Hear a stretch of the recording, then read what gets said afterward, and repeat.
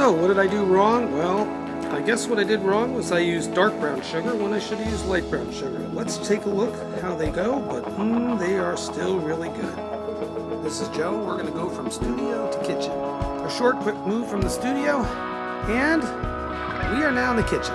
Oven at 375. Today's project, the original.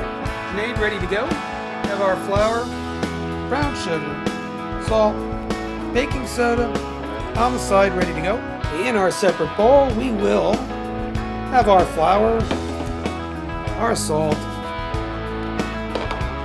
our sugar. Of course, I had that backwards, right? Here's our salt, our baking soda, and we will mix that and set aside. All right? Mixing before we set it aside. Get all that nice and mixed up. Next, we'll be adding our stick of butter, and not as the recipe said, we'll be adding an equal stick of our Crisco, nice warm eggs, our brown sugar, and we'll be doing that in a blender. We'll be adding our 8 tablespoons of butter, which is a half a cup with the equivalent of our Crisco, our shortening, and of course we're going to be adding in our vanilla extract with the inclusion of other ingredients, sugar, brown sugar.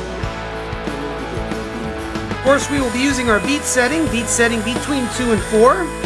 To clarify that further, 4 will be our bottom line beet setting. Since I accidentally had it on time-lapse video and was videoing the tabletop, I'll fill you in. I made a new sugar flour mixture because I put the sugar in by accident, so we put the sugar in first. And now our beet setting, as we said, is between 4 and 6. So I think we are ready to take our batter off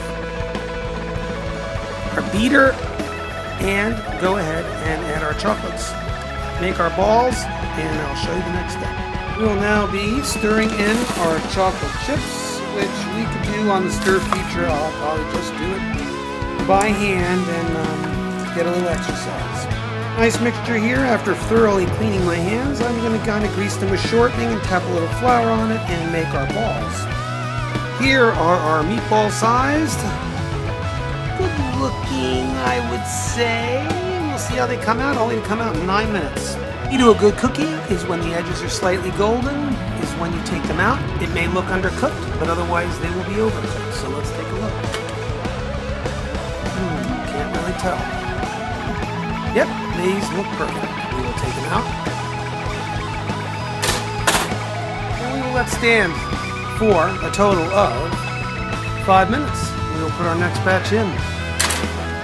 These cookies will now sit here for a good 5 minutes on the hot.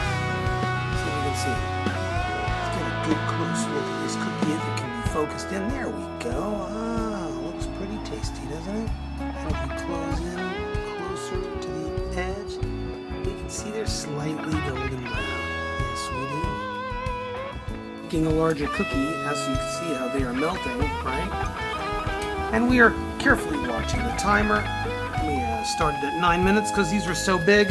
We will let these sit a little longer to cook inside because they were extra round. Before our other batch comes out, we will now take these off and let them cool.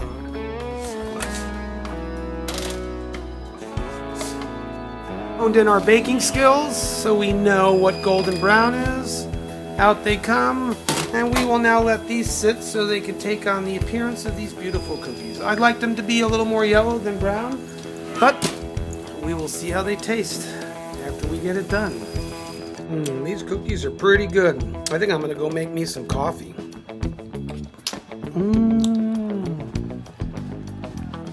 Chocolate is dripping out.